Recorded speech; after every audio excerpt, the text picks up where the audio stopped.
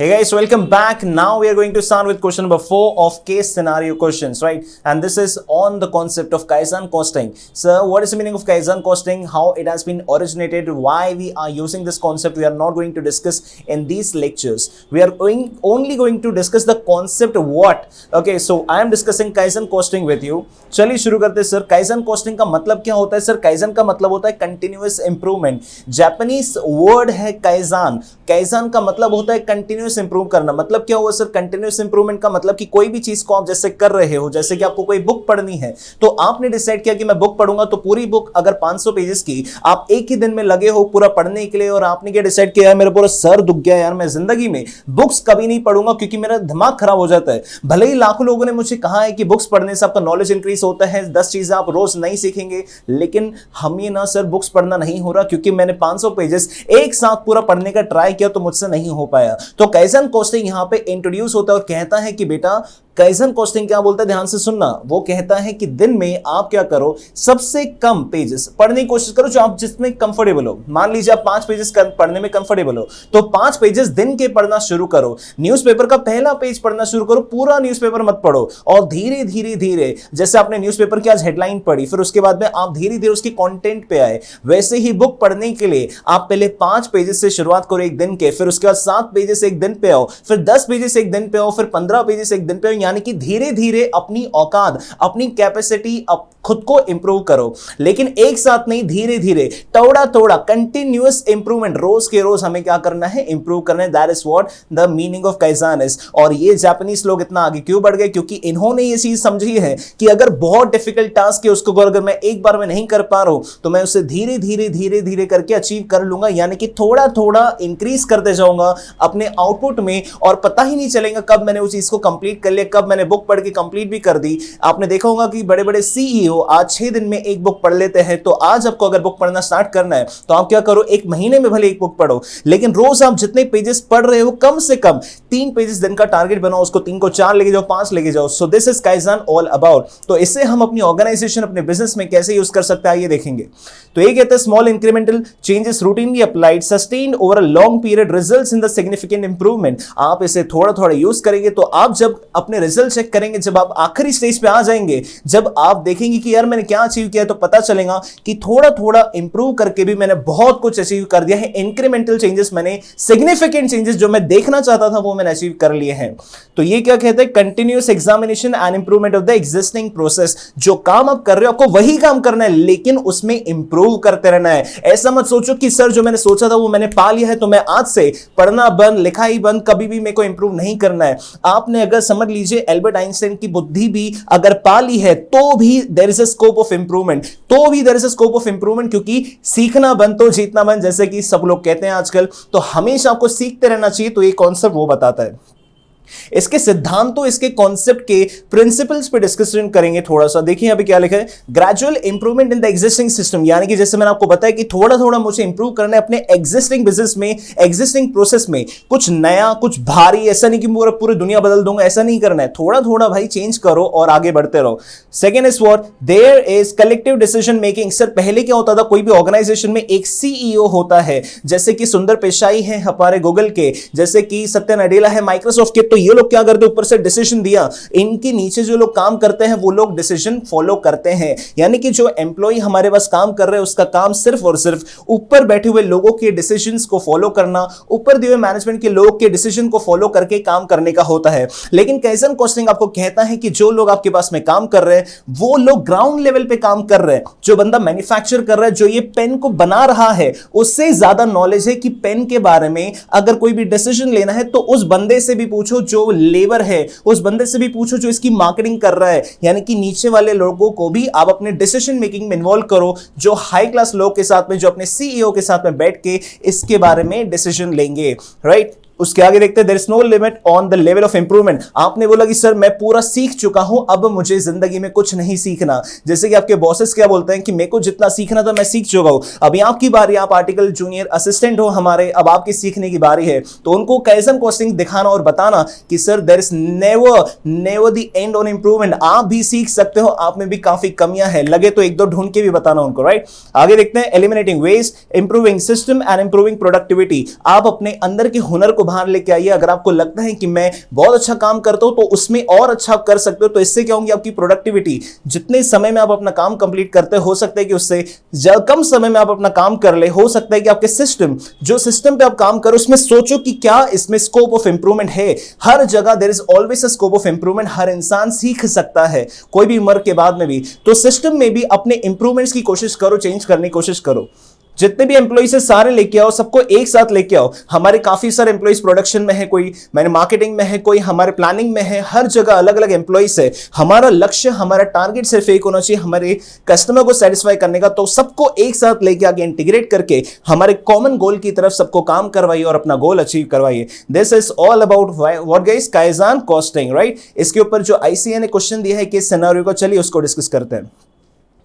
एक automobile manufacturer है motorbikes का, ये कंट्री बेस्ड है जो कि काफी अभी लिबरल हो गई है, liberal and global economy. Sir क्या बोल रही है, रिसेंटली वो क्या हुई है हमारी, रिसेंटली हमारी लिबरल हुई है। सर लिबरल का मतलब होता है कि गवर्नमेंट के जो रेस्ट्रिक्शंस होते हैं किसी भी कंट्री में, वो रेस्ट्रिक्शंस अभी लिफ्ट हो चुके हैं, अभी गवर्नमेंट का ज्यादा कंट्रोल नहीं है। जैसे कि आप चाइना में देखते हो तो आज भी उनकी जो इकोनॉमी है वो सोशलिस्ट इकोनॉमी है, गवर्नमेंट ने ही कंट्रोल करके रखी है। जो भी रेगुलेशंस होते हैं वो गवर्नमेंट डिसाइड करती है कि कैसे इंडस्ट्री को हमें मूव करना है। उनका मेन ऑब्जेक्टिव होता है कि सोशल वेलफेयर के लिए। अब इंडिया जो है वो एक मिक्स्ड इकोनॉमी है, यहाँ पे प्राइवेट प्लेयर्स और जो हमारे गवर्नमेंट है दोनों मिलकर काम करती है, प्राइवेट और पब्लिक प्लेयर्स मिलके। और जैसे कि यूएसए है कंप्लीटली कैपिटलिस्ट है, जैसे कि अपना हांगकांग है, सिंगापुर है, ये सारी हमारी कौन सी इकोनॉमी से, कैपिटलिस्ट इकोनॉमी है। यहाँ पे जो प्राइवेट प्लेयर्स है जैसे कि अंबानी वगैरह, ये लोग जो प्रॉफिट के लिए काम करते हैं उनके बदौलत ही देश चलता है। ओके, अब यहां पे क्या हो रहा है, when the business was highly controlled by the government, अभी तक क्या बोल रहे हैं कि बिजनेस अभी तक के गवर्नमेंट के हाथों कंट्रोल किया जा रहा था। In order to maintain price and domestic demand regulates the market to maintain the uniformity of the prices determined by the entities. कीमतें गवर्नमेंट डिसाइड कर रही है, कैसे बिजनेस होना चाहिए, सब कुछ गवर्नमेंट डिसाइड कर रही है। लेकिन अब लिबरलाइजेशन आ चुका है दोस्तों, अब गवर्नमेंट का इसमें कोई कंट्रोल नहीं होने वाला। देखेंगे the country has large enough with wide spread population with high density. जो हमारी कंट्री है वहां पे काफी ज्यादा लोग रहते हैं, और वहां पे जैसे कि डेंसिटी है जिसमें हमारे लोग और हमारी जितने भी हमारे बिल्डिंग्स है, डेवलपमेंट्स है, वो कंसीडर की जाती है। There is a high demand for motorbikes with the large population in the country. अब कंट्री की पॉपुलेशन बहुत ज्यादा है, डेंसिटी काफी ज्यादा है, तो यहां पे बाइक्स की जो डिमांड है, जो हमारी कंपनी मैन्युफैक्चर करती है, उसकी डिमांड काफी ज्यादा है। और हमारे जो एज ग्रुप से लोगों के 18 से 24 साल के जो लोग हैं वो काफी ज्यादा है, मतलब काफी जवान देश है। A1 Automobile enjoys a reasonable market share. The new government in country believes in deregulating markets and allowing the import of foreign motorbikes. Sir पहले क्या होता था, गवर्नमेंट पूरा का पूरा रेगुलेट करती थी, लेकिन अब गवर्नमेंट ने फ्री कर दिया, आपको जो करना है करो। तो लोग क्या करते हैं, फॉरेन की बाइक्स, जो फॉरेन की बाइक्स काफी चीप होती है, काफी अच्छी होती है, सुंदर, मजबूत, टिकाऊ, कम कीमत में आपको बेस्ट क्वालिटी देती है, ऐसी बाइक्स बनती है बाहर। तो अब गवर्नमेंट ने वो अलाउ कर दिया है। तो सोच के देखिए, हम हैं ए बाइक्स में बैठे हुए और बाहर के लोग भी हमारे साथ में कंपीट करेंगे, तो ये भी लड़ेगा, ये भी लड़ेगा, मतलब फॉरेन वाले भी लड़ेंगे और डोमेस्टिक प्लेयर्स भी। अब कस्टमर डिसाइड करेगा कि कौन सा बेस्ट है, और जो कस्टमर डिसाइड करेगा वही फाइनल जीतेगा मार्केट में, right guys. Okay, management of 18 acknowledge करता है कि ऑटमोस्ट नीड है हमें चेंज करने अपने प्रोसेसेस को, ताकि हम कंपटीशन में रह पाए, कॉम्पीट कर पाए फॉरेन मैन्युफैक्चरर्स को, फॉरेन में जो बाइक बनाते हैं उन्हें। फर्दर A1 की जो मोटर बाइक्स है now seen as the expensive product, जो हम बाइक बनाते हैं उससे मार्केट में एक आम इंसान सोचता है कि इनकी बाइक ना बहुत ही महंगी होती है तो इन्हें नहीं लेंगे, है ना, as compared to the foreign competition. क्योंकि because A1 motor bikes are costly, क्योंकि हमारी जो बाइक्स है वो बहुत महंगी होती है। करंटली फाइनेंस डिपार्टमेंट यूज करता है ट्रेडिशनल स्टैंडर्ड कॉस्टिंग। क्या यूज करता है, ट्रेडिशनल स्टैंडर्ड कॉस्टिंग, जो हम सीखते हैं। जैसे कि मुझे 1000 करोड़ का प्रॉफिट अचीव करना है, तो मैं सिर्फ 1000 करोड़ का माध्यम बना के 1000 को मैंने अचीव किया कि नहीं किया, मैं सिर्फ ये देखूंगा, मैं उसके अलावा कुछ नहीं सोचूंगा। एक गधे की तरह मुझे एक टारगेट दो, मुझे 1000 करोड़ का प्रॉफिट अचीव करना है, ओके, तो मैंने ये अचीव किया कि नहीं किया, मुझे सिर्फ ये देखना है। तो this is what a pure traditional standard costing, okay. And budgetary variance analysis based on the semi annually. Sir क्या बोल रहे हैं वो, जो हम बजट बनाते हैं शुरुआत में साल के, तो हम साल में 2 बार बजट बनाते हैं। क्या बोल रहे हैं वो, हम 2 बार बजट बनाते हैं। ये हमारा साल है, ये हमारा फाइनेंशियल ईयर 1 अप्रैल को चालू हुआ, ये हमारा फर्स्ट क्वार्टर, ये जो हमारा सेमी एनुअल है ये 30 सितंबर को कंप्लीट हुआ है, उसके बाद में 31 मार्च को। तो हम सिर्फ 2 बार साल में अपने बिजनेस को एनालाइज करते हैं कि मुझे कितना कमाना था, मुझे कितना कॉस्ट रखना चाहिए था, मैंने कितनी कमाई करनी चाहिए थी, जैसे हम हर बिजनेस के लिए देखते हैं। तो वो हम सिर्फ साल में 2 बार कर रहे हैं। क्या कर रहे हैं? साल में से 2 बार चेक कर रहे हैं, बाकी टाइम हम कुछ चेक नहीं कर रहे, हम प्रॉफिट का ध्यान नहीं दे रहे, हम सेलिंग प्राइस पे ध्यान नहीं दे रहे। In order to monitor and control production activities, okay, management at A1 plans to improve its performance through the use of the Kaizen costing. Management अब सोच रही है कि क्या मैं Kaizen costing को लगा कि उससे मैं अपना परफॉर्मेंस इंप्रूव करूं, पहले जैसे मैं परफॉर्म कर रहा था उससे मैं अच्छा परफॉर्म करूं, तो मैं Kaizen costing को यूज करना चाहता हूं अपने ऑर्गेनाइजेशन में। आपके लिए सवाल आ रहे हैं, सुनिए। रिकमेंड की changes significant to A1 traditional costing system. आपको जो A1 हमारी जो कंपनी है उसमें आपको क्या करना है, हमें Kaizen कॉस्टिंग इंप्लीमेंट करवाना है। तो क्या बोल रहे हैं कि आपके जो ट्रेडिशनल कॉस्टिंग सिस्टम है आपको वहां पे Kaizen कॉस्टिंग इंप्लीमेंट करवाना है। तो क्या चेंजेस आप रिकमेंड करेंगे?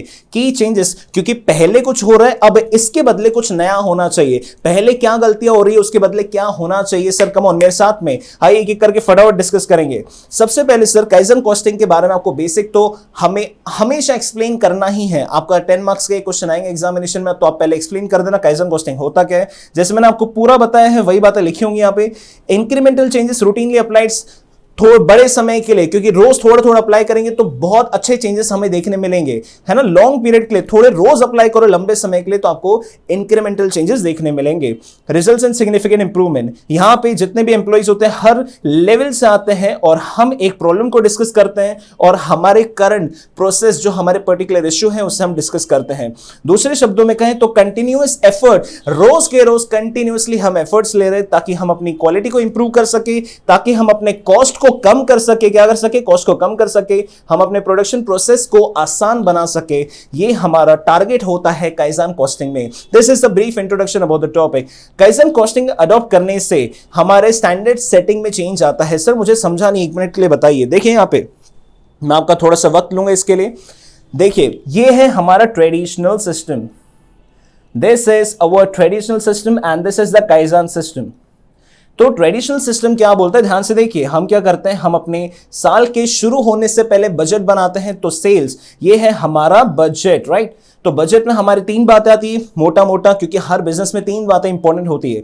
सेल्स है, उसके बाद में आपका आता है कॉस्ट, क्योंकि माल बेचने में आपको खरीदी भी करनी होगी। तो मान लीजिए कि ये खरीदी हमारी 80 रुपए की और आपकी बचत कितने की होगी, प्रॉफिट कितने का होगा, ये होगा आपका 20 रुपए का। तो आपने डिसाइड किया है ये फिगर्स को, मान लीजिए 1000 करोड़ में आप लेके जाना। मैं सिंपल फिगर्स में आपको समझा रहा हूं। हमने बिजनेस शुरू किया और हमने डिसाइड किया कि आने वाले साल में मुझे 100 रुपए का सेल करना है, 80 रुपए का मुझे कॉस्ट लगाना है वो माल को बेचने के लिए, और मुझे जो प्रॉफिट मेरे पास में जो पैसे बचने चाहिए वो है 20 रुपए बचने चाहिए। तो ये हो गया हमारा आम सिस्टम ट्रेडिशनल कॉस्टिंग। अब आते हैं हमारे Kaizen कॉस्टिंग में। Kaizen कॉस्टिंग पहली बात तो ये बोलता है कि आपको ऐसा कुछ करना ही नहीं है। सबसे पहले सिंपल सी बात समझिए, ये क्या करता है, सीधा आपके स्टैंडर्ड को ही चैलेंज करता है, ये आपके बजट को ही चैलेंज करता है। ये बोलता है कि तुमने क्या सोचा, आपने सोचा कि मैं सेल करूंगा 100 का। ये कहता है कि 100 का सेल नहीं करना है, हमें 100 को भी तोड़ना है, हमें 100 के भी ऊपर जाना है, हमें 100 को भी ओवरकम करना है, हमें 100 से 10 गुना आगे बढ़ते रहना है। हमें अपने स्टैंडर्ड को रेगुलरली चेंज करना है। We have to change the standards regularly so that we can achieve something different, something big we can achieve, right. तो हम 100 से कहां चले गए, 108 चले गए। अगर एक आम ट्रेडिशनल सिस्टम की बात करो तो बंदा क्या करेगा, 99 अचीव करके 100 अचीव करके बहुत खुश हो जाएगा कि मैंने बहुत अचीव कर लिया है। जो ऑर्गेनाइजेशन ने जो बजट बना था मैंने वो अचीव कर लिया है। लेकिन असल मामले में अगर मैं थोड़ा थोड़ा और सीख रहा हूं, अगर अच्छा मैंने और अच्छा परफॉर्म किया तो Kaizen कॉस्टिंग के हिसाब से आप 108 पे जा सकते हो, 110 पे जा सकते हो, 120 पे जा सकते हो, क्योंकि देयर इज नो लिमिटेशन। आपके दिमाग में कोई रेस्ट्रिक्शन ही नहीं है, आप हमेशा बढ़ते रहिए, आगे बढ़ते रहिए। This is what Kaizen, right. तो ये क्या कह रहा है, सेटिंग स्टैंडर्ड का मेथड ही हमने बदल दिया है, हमने पूरा चेंज ही कर दिया मेथड को। Kaizen कॉस्टिंग फोकस करता है कॉस्ट रिडक्शन पे, हमें अपनी कीमतों को रिड्यूस करना है, ना कि उसे कंट्रोल करना है। सर ये बात देखिए कॉस्ट कंट्रोल की, अगर आपका 80 का कॉस्ट है, ये हमारा बजट है, तो अगर मैंने अपनी कॉस्ट को 79 पे लेके आ गया तो लोग क्या बोलेंगे, वेरी गुड, शाबाश अभिषेक सर, आपने बहुत अच्छा काम किया है क्योंकि आपने 80 की कॉस्ट को 79 पे लेके आ गया है। लेकिन काइज़न कॉस्टिंग के हिसाब से हमें कॉस्ट कंट्रोल पे फोकस नहीं करना है। दिस इज द कंट्रोल, क्योंकि आपका फोकस सिर्फ और सिर्फ वो कीमत को 80 पे लाने का है या फिर 79 पे, उससे नीचे नहीं। लेकिन काइज़न कॉस्टिंग क्या बोलते हैं कि अपनी कीमतों को और कम करने की कोशिश करो नए नए मॉडल से। तो इसे 78 पे, 77 पे, 70 पे, 60 पे लेके आओ, तब मजा आएंगी। That means you are challenging the standards. आप सचिन तेंदुलकर के रिकॉर्ड्स को तोड़ रहे हो, अपने ही रिकॉर्ड्स को तोड़ते जा रहे हो। That is what kaizen costing, right. आगे देखते हैं। It emphasizes on the small but continuous improvement. थोड़ा थोड़ा, छोटा छोटा, इतू सा भी चेंज होगा ना सर, लेकिन रोज करना है। आज मैं लेक्चर रिकॉर्ड कर रहा हूं तो कल मैं करना बंद ना कर दूं। मुझे अपनी ही चीजों से सीखना है, रोज नई चैलेंजेस को फेस करके आगे बढ़ना है।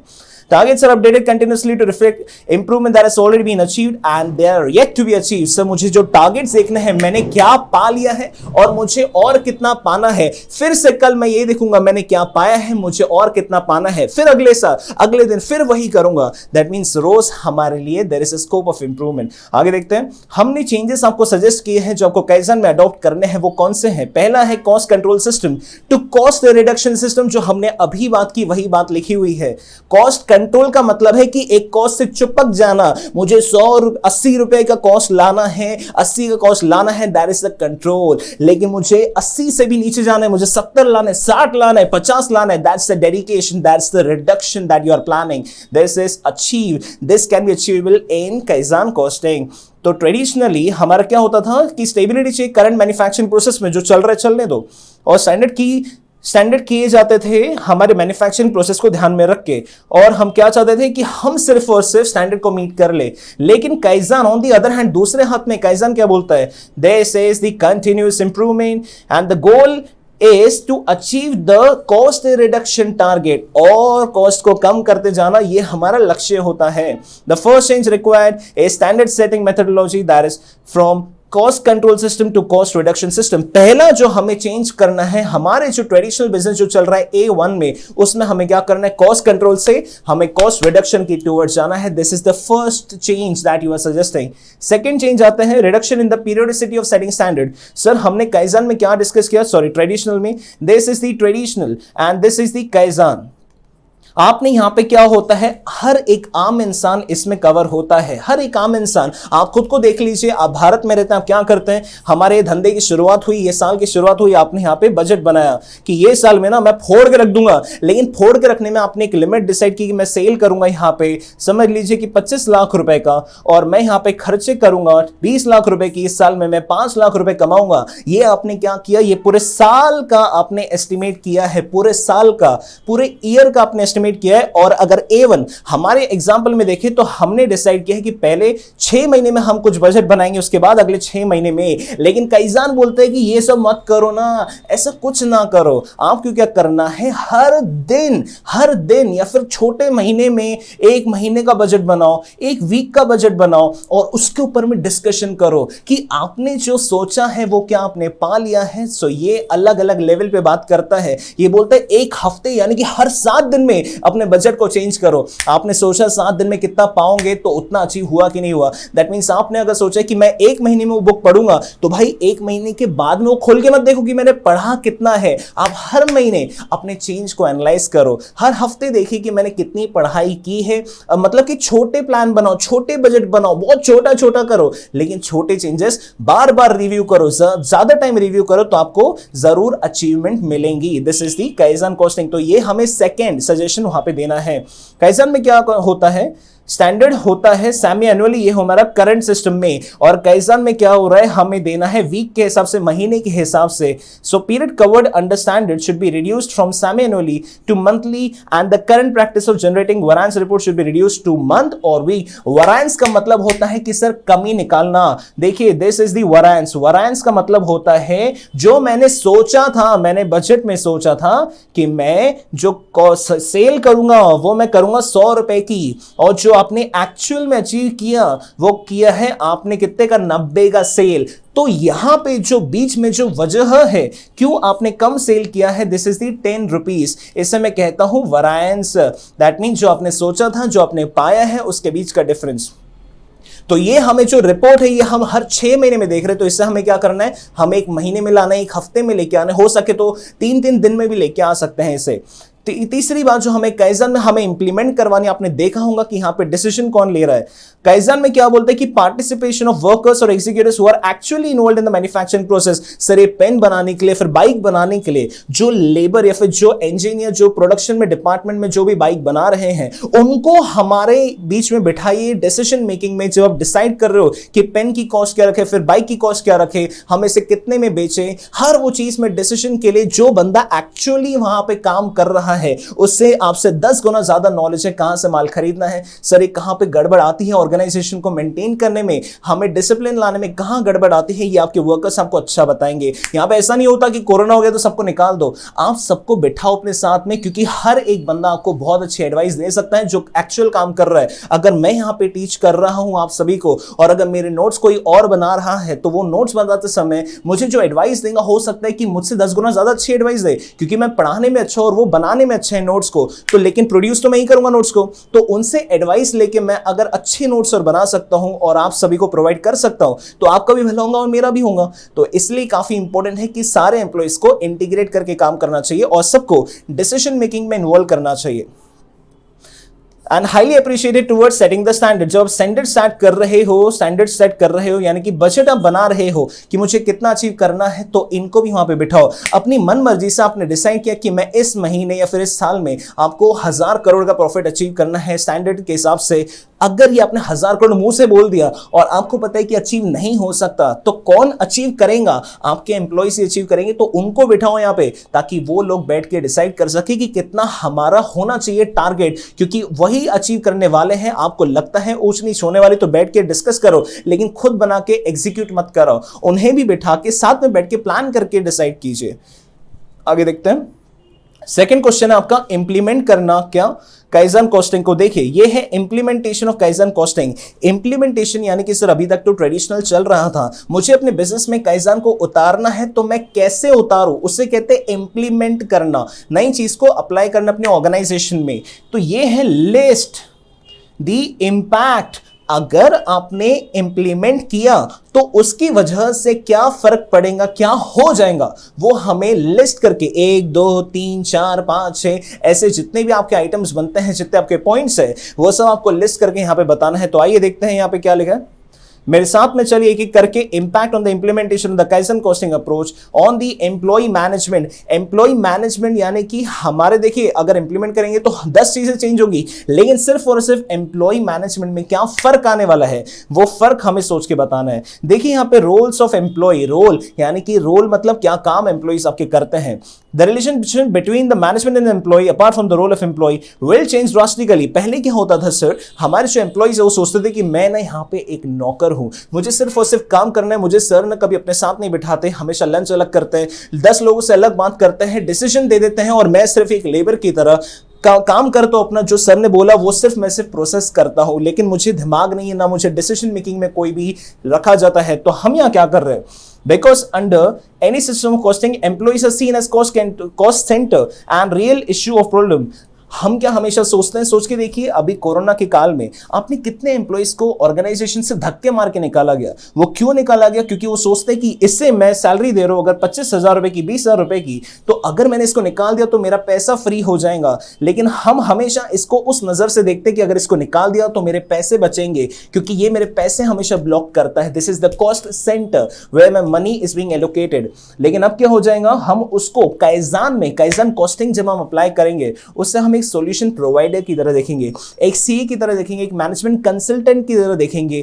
ऐसा इंसान जो हमारे बिजनेस को ऊंचाइयों तक लेके जा सकता है, उस सोच को हम बदल देंगे, राइट। सेकेंड देखते हैं implementation as aspects of Kaizen। It is possible that at the time of implementation of Kaizen, due to the change in the role of employees, they must not be self-motivated। अब sir Kaizen लगाने से हो सकता है कि हम employees के role को चेंज कर दे, कोई अगर दूसरे डिपार्टमेंट तो हम उसको उठा के किसी और डिपार्टमेंट में काम करवाएं। तो शुरुआत में हर इंसान सोचता है कि सर मुझे चेंज नहीं करना है, जो काम मैं पहले कर रहा था, जो मेरे को एक्सपर्टीज है, मैं वही काम करूं। लेकिन कैसन ने हमारा सिस्टम बदल के रख दिया है। तो आपके एम्प्लॉय स्टार्टिंग में तो डीमोटिवेटेड होंगे, यार सर प्लीज मुझसे इतना काम मत करो, फिर मैं ये रोल मेरे लिए सूटेबल नहीं है। लेकिन ओवर द लॉन्ग पीरियड जितना जितना जैसे जैसे समय बदलेगा, जैसे समय आगे बढ़ेगा, आप देखेंगे कि आपके एम्प्लॉयज क्या होंगे, वो मोटिवेट होना शुरू हो जाएंगे और रीजनेबल टाइम लेके स्टाफ मोटिवेट होगा और एम्पावरमेंट के थ्रू, एम्पावरमेंट मतलब खुद के डिसीजंस लेगा, अपने खुद की दिमाग बढ़ाएगा, अपना नॉलेज इंक्रीज करेगा, स्किल सेट अपना इंप्रूव करेगा। तो ये सब क्यों होगा? ग्रेजुअली समय के साथ होने वाला है। तो शुरुआत में हो सकता है तकलीफ है, लेकिन आगे जाके आपके एम्प्लॉयज काफी स्टेबल हो जाएंगे। Culture in changes in culture, even government regulated culture to employee self empowered culture will change, dramatic change to A1। Sir पहले हमारे गवर्नमेंट कंट्रोल करती थी, आज हमारे एम्प्लॉय जो हमारे लिए काम करते हैं वो कर रहे हैं हमारी ऑर्गेनाइजेशन को कंट्रोल। तो कैसान में क्या हो जाएगा? Power to make continuous changes rather than just executing the changes approve by the management. Sir ये देखिए, ये है ओल्ड और ये है न्यू। यहाँ पे सीईओ बैठा है जो क्या करता है, आपको एक डिसीजन देता है और ये डिसीजन सारे एम्प्लॉइज मिलके फॉलो करते हैं। लेकिन अब क्या हो रहा है कि यहाँ पे कोई सीईओ का डिसीजन अकेला ये बंदा डिसीजन नहीं दे रहा है। यहाँ पे क्या हो रहा है, सीईओ की चेयर है यहाँ पे और इसके साथ में जितने एम्प्लॉइज है सब मिलके डिसीजन दे रहे हैं। तो यहाँ पे क्या हो रहा है, हमारे मैनेजमेंट के पास में भी पावर आ गया है। सोच सकते हैं कि एग्जीक्यूट कौन करेगा, चेंजेस कौन लाएगा, डिसीजन कौन लेगा, ये चारों मिलके अभी करेंगे। मतलब ये अप्लाई करेगा और इन तीनों के भी हम ज्ञान, इनके सजेशन, इनके जो चेंजेस है क्या करना चाहिए, इनसे भी हम पूछ के काम करेंगे। So this is the end of the question kaizen costing. आपको इसमें जो भी तकलीफ है तो प्लीज मुझे बताइएगा, व्हाट्सएप नंबर जरूर मैंने आपको शेयर किया है, आप मुझे बता सकते हैं जो भी आपको डाउट्स है। चलिए आपसे मैं नेक्स्ट क्वेश्चन में मिलता हूं।